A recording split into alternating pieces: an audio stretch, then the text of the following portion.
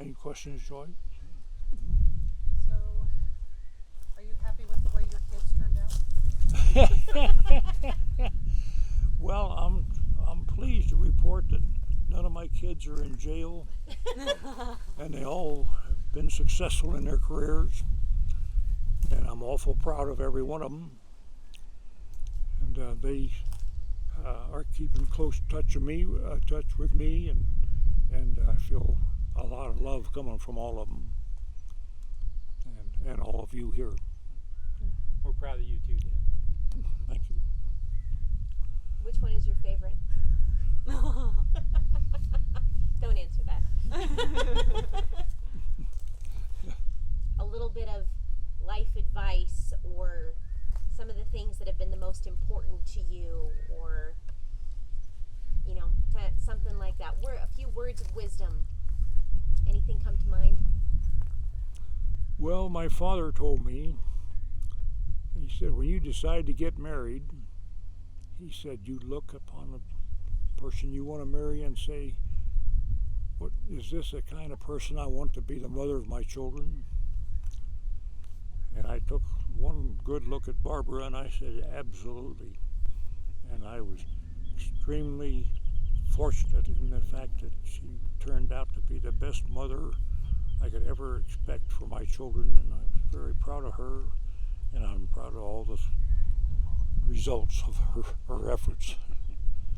And as far as life advice, I'm not sure I have any. I made a lot of mistakes in my life, and I regret them, and I know that you can't do things over. But my dad, I think, raised me to be honest and patriotic, I think, and recognize that I set an example for other people. So I've tried to set a good example for my family, and I've looking back on my life now, I think all you have left is your family and your memories, and so I encourage anybody to develop memories. Like if you get a chance to go to Peru, go, and don't hesitate to take on adventures, because I've done a lot of strange things. I one time flew in a flying parachute. Had a gasoline engine strapped behind me, and the parachute inflated above us, and there was a parachute owner was sitting in front of me, and the two of us took this parachute up and flew all around the quartzite area.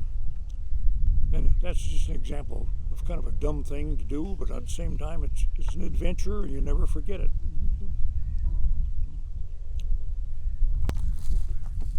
Thank you, Grandpa. Well, thank you. Hope it wasn't too boring.